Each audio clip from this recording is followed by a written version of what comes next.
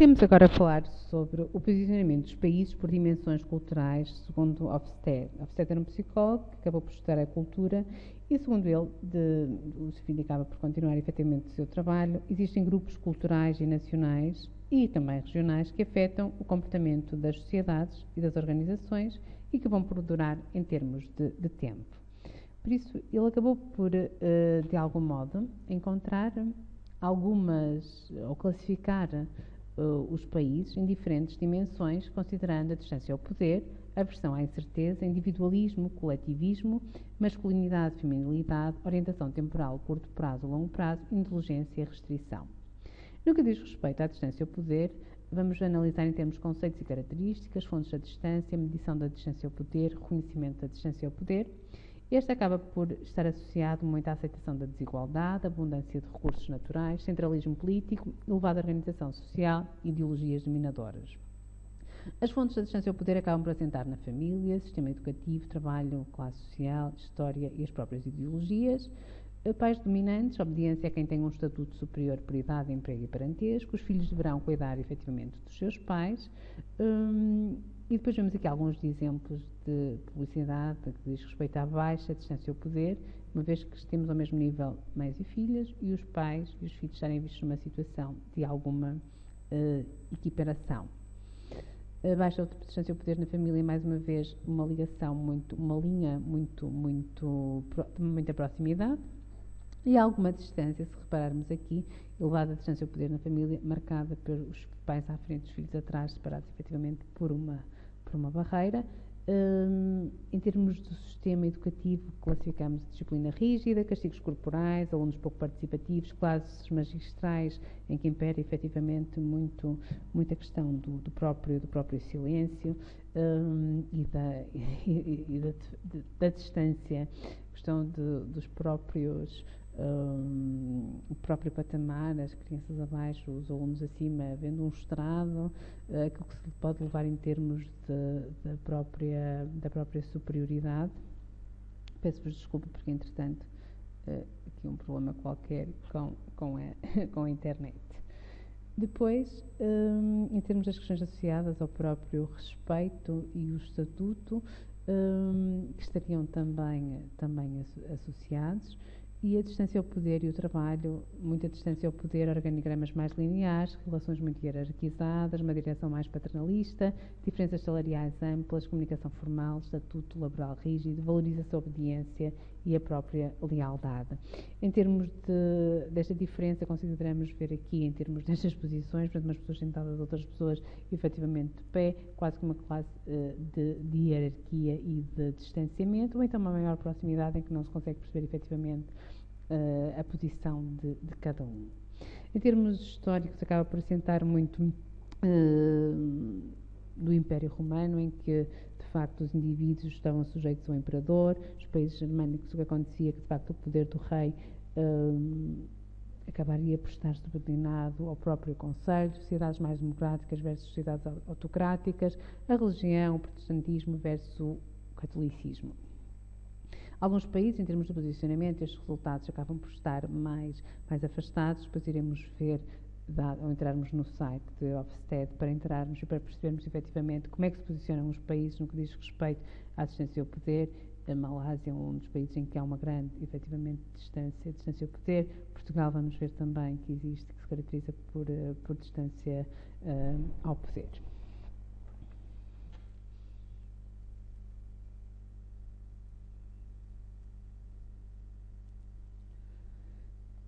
Reconhecemos a distância ao poder quando esta é elevada, quando o poder proporciona independência às pessoas, quando há uma centralização de qualquer tipo de poder, os subordinados devem obedecer e não se espera que devam ser consultados, o valor básico é o respeito ao estatuto, comunicação não verbal muito formal nos rituais e no tratamento com as pessoas, o estilo de comunicação é muito retórico e formal, há diferenciação de papéis tradicional, diferenciação social elevada.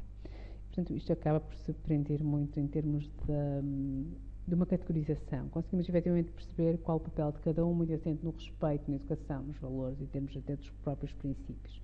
A outra dimensão é a aversão à incerteza. Vamos analisar os conceitos e as características, fontes da aversão à incerteza, medição da aversão à incerteza, reconhecimento da aversão à própria A incerteza. E falamos em termos de elevada aversão à incerteza, um estado de ansiedade permanente, stress coletivo, obsessão pelas normas por regular todas as esferas da vida, aversão face a tudo o que significa mudança, porque o novo se interpreta efetivamente como uma ameaça, rigidez no desenvolvimento da vida pessoal, laboral e social, porque seguem normas muito fechadas. As fontes, a família, sistema educativo, trabalhos de classes sociais, história e ideologias, pais dominantes, inseguros, inculcação de valores absolutos, disciplina muito rígida, muito tradicional, exigência de conhecimentos enciclopédicos, recompensas, prémios, reconhecimentos, não há participação nem debate, há muitas normas, muita precisão e muito rigor. Em termos de religião, os próprios regimes políticos que acabam por pautar este comportamento. Portugal acaba por ter um elevado índice no que diz respeito à aversão à incerteza, pela questão de dificuldade em encarar a mudança com alguma facilidade. Quando é que conhecemos ou como é que conhecemos a existência da aversão à incerteza? A existência de muitas regras e regulamentos, trata-se de evitar conflitos entre as pessoas, pois são geradoras de ansiedade, aceita-se a autoridade política ou laboral porque tomam as decisões, valores básicos, pois diz respeito à segurança, ao respeito e à obediência, considera-se que tudo o que é diferente é perigoso, portanto logo deve ser evitado, consumo per capita de medicamentos para reduzir a ansiedade acaba por ser superior. A aversão à incerteza muito quando precisamos ter efetivamente mais informação para tomarmos decisões mais seguras, não se chega efetivamente à imagem, preciso ter um conjunto de informação, validações, certificações, muita informação que nos ajuda a decidir. Uma terceira dimensão é o individualismo e o coletivismo, conceitos e características, fontes de individualismo e coletivismo, medição, reconhecimento.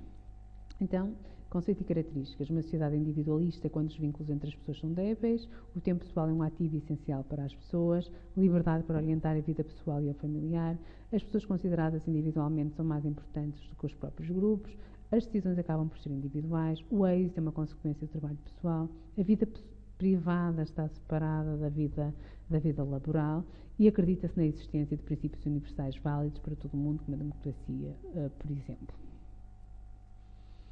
Coletivismo. A sociedade é coletivista quando os vínculos entre as pessoas são fortes, pertence a algum grupo desde o momento do seu nascimento e fora dele não tem capacidade de sobreviver, as tarefas são menos importantes que as pessoas, nasce no seio de uma cultura que define a identidade dos seus integrantes, ser do Porto, Lisboa, portanto que traduz um conjunto de características comuns.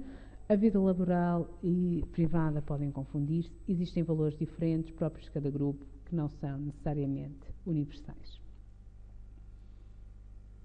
Família, sistema educativo, trabalho, histórias e ideologias. Família nuclear é muito mais individualista, sente muito em valores individuais, pouca importância dada aos rituais sociais. Participação individual, educação orientada a aprender, os títulos são reconhecimento ao próprio esforço. Procura-se que o emprego desenvolva pessoas, gerência das pessoas, a seleção de trabalhadores baseia-se em méritos muito individuais. Assenta muito a questão da religião católica, coletivista e protestante mais individualista. As sociedades rurais são mais coletivistas, necessidade de muitas mãos para trabalhar, por exemplo. Alguns exemplos também de medição em termos do individualismo. Portugal está aqui representado com 27, que nos aponta para uma questão mais coletivista.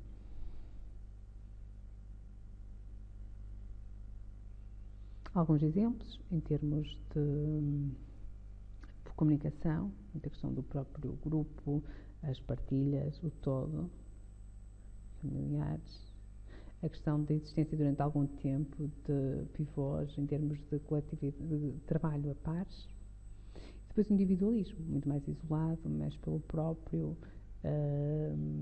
assente dos princípios e valores únicos. Masculinidade e feminilidade, conceitos e características, as fontes, medição, reconhecimento. Masculinos, agressividade, ambição, conseguir um estatuto elevado, desejo de êxito, desejo de poder, luta, força, grandeza, ostentação e rapidez. E femininos, mais de humildade, modéstia, segurança, paz, relaxamento, consenso, doçura, qualidade de vida e alguma simplicidade. Mais uma vez assentam na família, sistema educativo, trabalho, história e ideologias, masculinidade inculta-se à ambição, diferenciação de papéis, uma cultura mais machista, o insucesso escolar é um sério problema, os estudantes são muito competitivos, os homens tiram cursos e têm carreiras técnicas e as mulheres mais humanísticas, luta árdua, ambição e competição, incentivos monetários, as empresas desejam a maior rentabilidade. Em termos de história, dirigentes políticos, culturas masculinas menos permissivas, religião católica mais masculina, Deus é o homem, impedindo as mulheres a atuar como líderes religiosos, por exemplo. Medição da masculinidade em alguns países, portanto, inseridos nestes princípios. Portugal acaba por estar aqui referenciado 31. Questão dos valores masculinos muito presentes na comunicação, poder, características mais masculinas e aqui mais femininas, a questão do conforto, relaxamento, estabilidade, segurança, proteção. Seguros de si mesmo, questão dos heróis, alguma questão do facto de um posicionamento menor da parte das mulheres, posturas instáveis, pouco naturais, inseguros, em segundo plano, questão muito a mulher como quase que acessório, mais do que importante, o controlador em termos das próprias situações e aqui remete-nos muito à comunicação e que atualmente poderá suscitar algumas questões e algumas dúvidas e não ser tanto assim e que iremos também ver. Depois a orientação temporal, orientação a longo prazo, orientação a curto prazo, medição da orientação e o reconhecimento.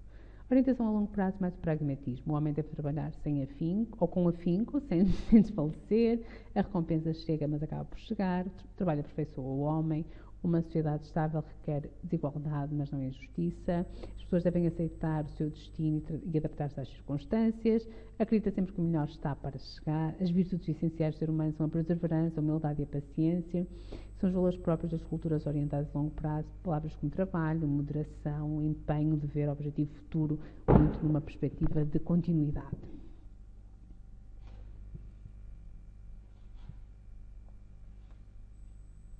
A curto prazo, muito mais normativa, grande respeito pelas tradições, uma palavra que aparece com frequência como atributo de produtos e marcas, resultados rápidos em qualquer atividade, respeita-se muito o estatuto, valorização do tempo livre, as culturas orientadas a curto prazo querem estar na posse da verdade, a humildade e a perseverança acabam por não ser uma virtude.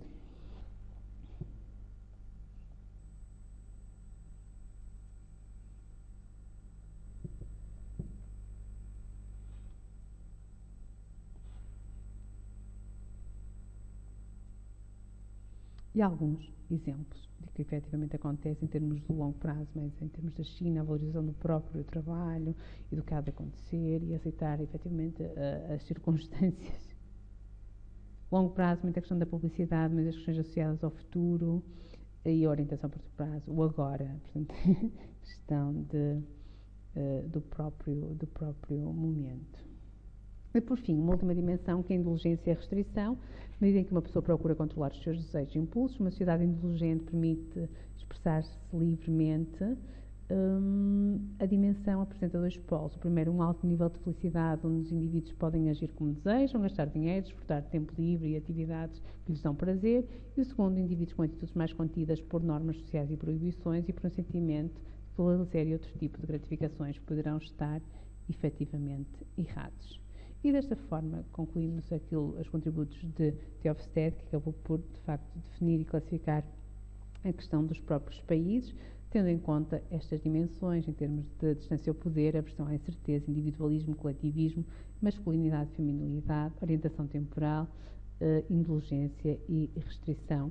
E agora convido-vos realmente a entrarem efetivamente neste site, que nos permite classificar e perceber, comparando, fazendo uma análise comparativa efetivamente entre os países e ter algumas informações sobre algumas evidências do contexto sociocultural em termos de hábitos, educação, valores, religião, formas de educação, efetivamente como é que as pessoas acabam por se comportar tendo em conta alguns conceitos, e isto entrando também, procurando no que diz respeito às formas de comunicação, por exemplo, na Grécia, é bastante fazer uma pesquisa business culture,